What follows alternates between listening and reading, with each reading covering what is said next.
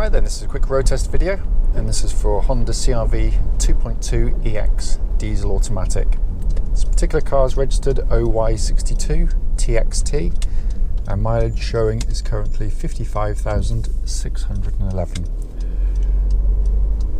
The reason we do all of our videos is basically so that if anyone's looking online at our cars, they actually get to see the cars we're advertising in operation. We feel it's really important to do this because we know, unfortunately to our cost, just how frustrating it can be to go and see a car which can look perfectly good in the description and photographs, only to get there and find out it's got a fundamental problem that shows up when you drive the vehicle. So that's why we do it. It's also done on these lovely quiet country roads in this rather pleasant part of Gloucestershire. The reason this forms part of the road test route we take prospective buyers on anyway, and the reason obviously we choose this to do the videos is then it would be representative of what you should feel yourself when you come and see the car if offered a test drive in it. So coming to the car, as you'll know from the advert, it's been beautifully looked after by Honda all the way through, up to the very service we've just done on the car, and it shows immediately. It drives as tight as a drum. It really, really does. I love this particular diesel auto. It's one of my favourite models Honda's ever made because it just gets everything absolutely right. The engine in this case starts absolutely instantly. Obviously push button start on the EX models. It settles to completely smooth, even idle. No warning lights on the dashboard at all relating to the engine or any other part of the car. Temperature gauge I'll do later in the video because I like to do these videos when the engines are cold, obviously because problems can show up when engines are hot, cold or otherwise, so it sort of covers all bases really. But the engines are superb. It's a very smooth diesel engine, generally very quiet in operation.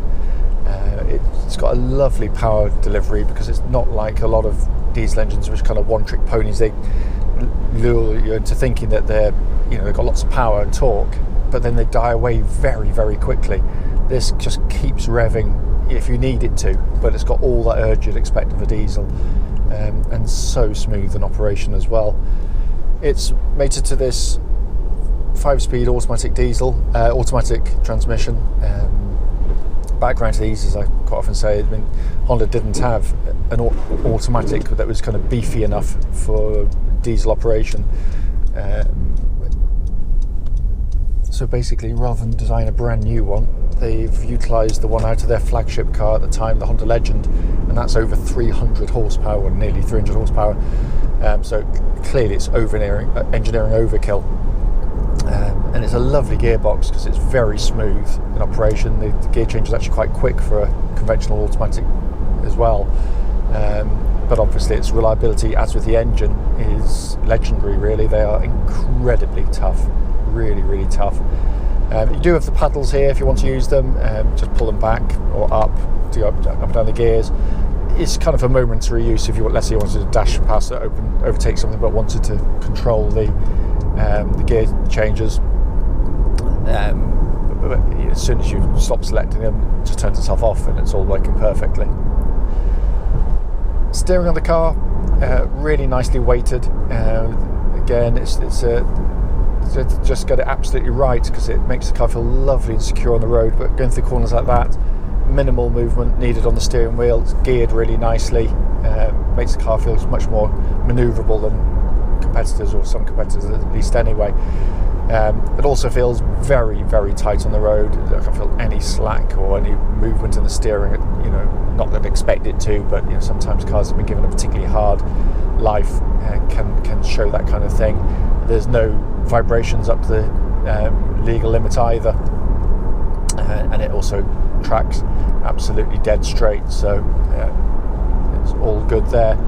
Suspension of the car, again, because Honda know this market so well, with the CR-V being the best-selling SUV in the world, and it's obvious. You can see why, because it's just a lovely compromise between kind of ride comfort and body control. I don't say handling on the CR-V because obviously it's a family car. It's not designed to be hurled around sideways through corners. It's very, very capable. It flows through corners really nicely. Only when you really push on do you get any kind of noticeable body roll. But so ignore pretty much everything the motoring press say, because for most people it is brilliant. For utter hooligans that want to fly around the lanes at ridiculous speed, it's not a sports car. It's not meant to be, but its body control and ride is a wonderful compromise.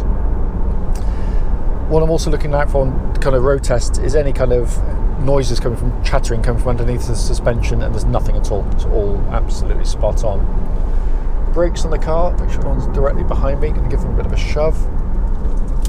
But really nice, powerful brake pedal in the vehicle, bites really nicely, and there's no kind of pulsing or vibrations coming back through the pedal at all, so all in fine order. Worth pointing out, when we've finished doing this, the car will be going off for an independent MOT, so all these things are going to be checked anyway. Coming inside, first thing, I love this interior, this lighter interior, and it's not to everybody's taste, quite obviously not, but it's actually really sought after on the CR-Vs, especially with this colour combination. But what it does, especially on kind of gloomier days like today, it really does brighten up the interior, especially on this model with a big glass roof, because there's so much natural light inside the car. It makes the car feel really airy, cosy and warm. But the beauty of it is, of course, on hot summer's days, you don't get the kind of the burning seats that you get with black leather, and they don't get that icy cold on those really cold days either.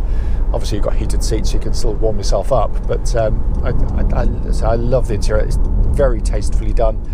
Quite often, the photos that we provide don't really do justice to it. They can make it seem a bit kind of, I don't know, so just not quite as you see it when you sat in the car, I guess, is the best explanation. Dashboard.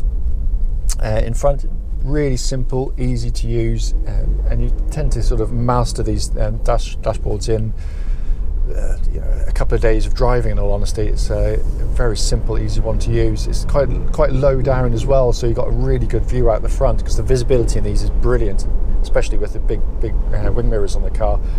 But a beautifully built car as well. No squeaks, no rattles. It really is, a wonderfully made machine.